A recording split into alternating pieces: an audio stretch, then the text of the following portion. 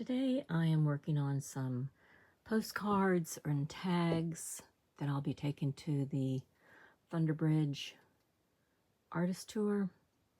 And this is my desk, along with all these assorted supplies.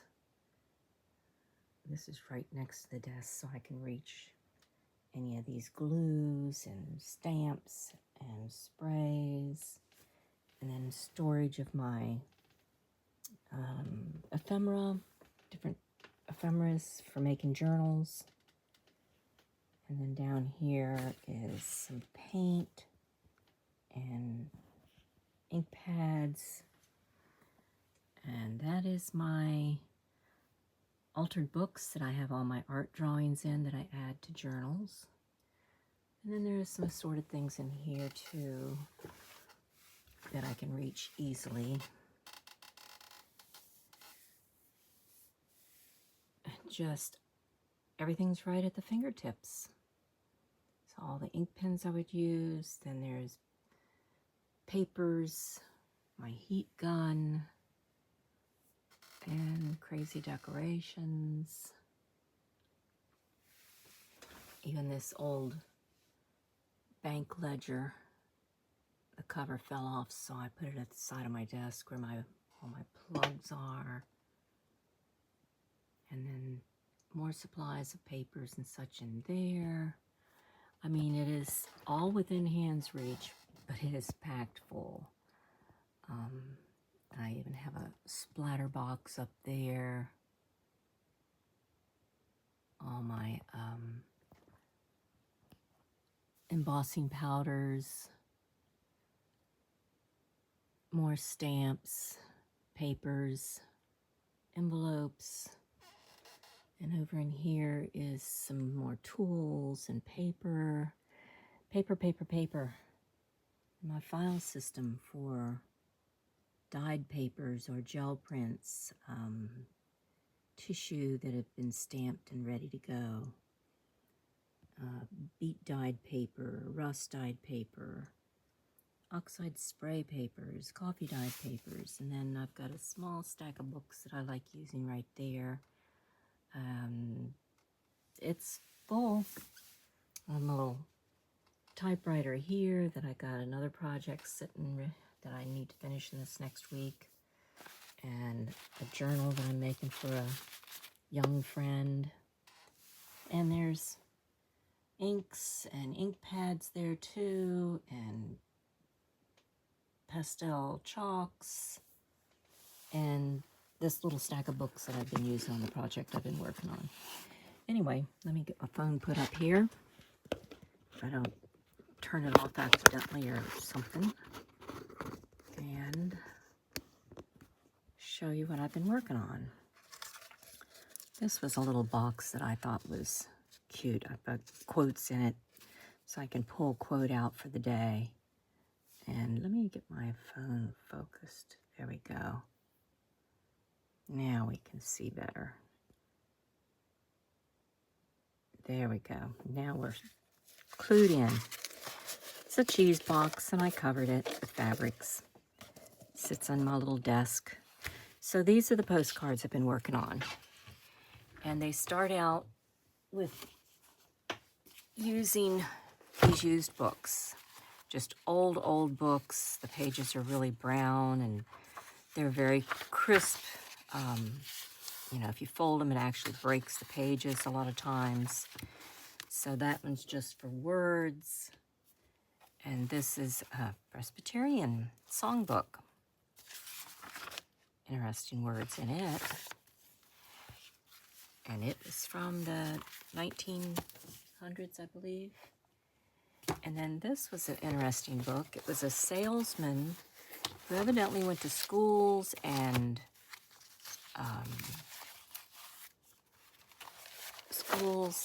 restaurants. And he tore pages out of the phone book when he was traveling, mostly West Virginia. A friend gave me this book. And these are more very brittle pages. They just break and tear easily. But he wrote in here, and everybody from from the 60s, before the 60s on, had beautiful handwriting. And so there was all kinds of logs in here about where he went. School for the Deaf and Blind in West Virginia. Kaiser, West Virginia hospitals. Went to lots of hospitals. So I don't know if he was in the food industry.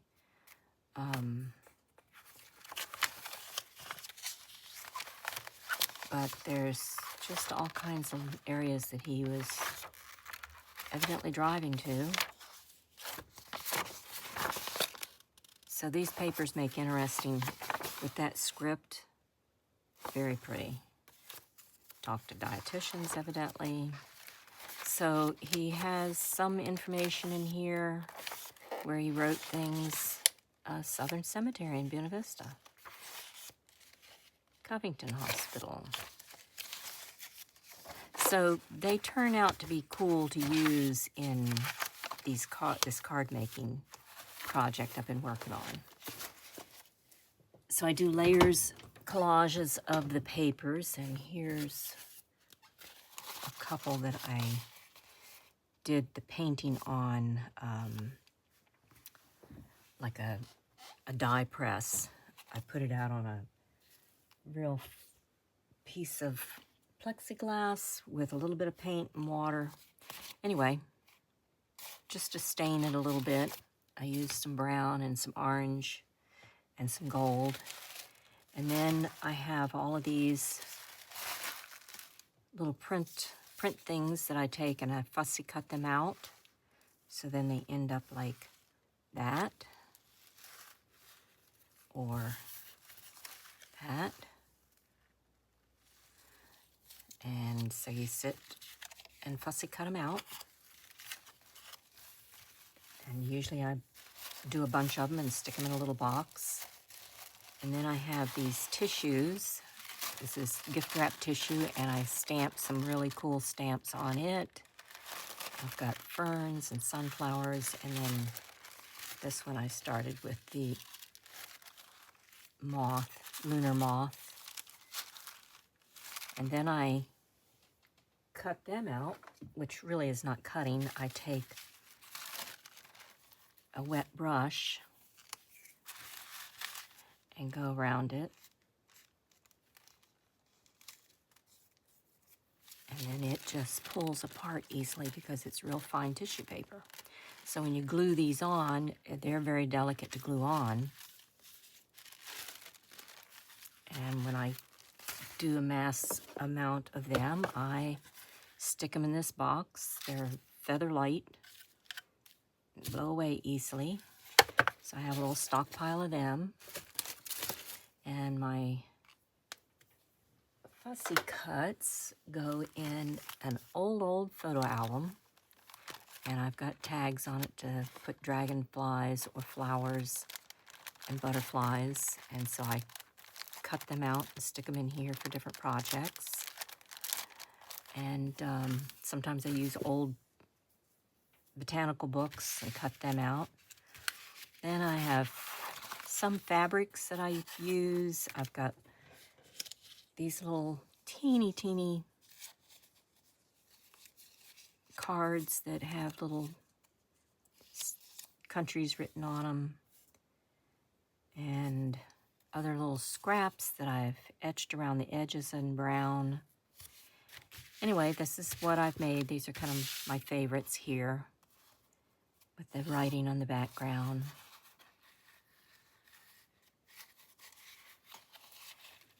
And they just make nice little journaling cards. You can journal on the back of them. They're pretty strong because the papers are layered.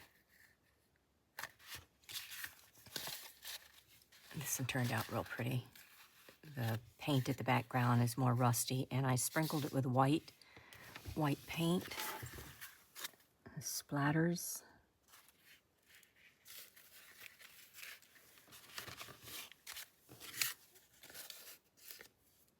That one I used a napkin on.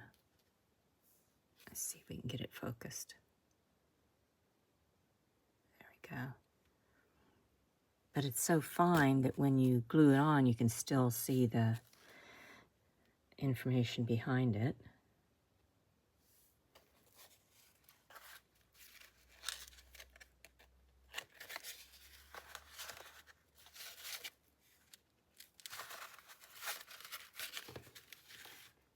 not sure which stack I showed now.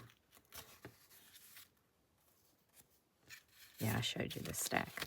Okay, I've got a bunch of them, so I'm going to sell them at the festival, and you can use them actually as a postcard. I've checked with the post office, and you put your stamp and your to and from and a little note here.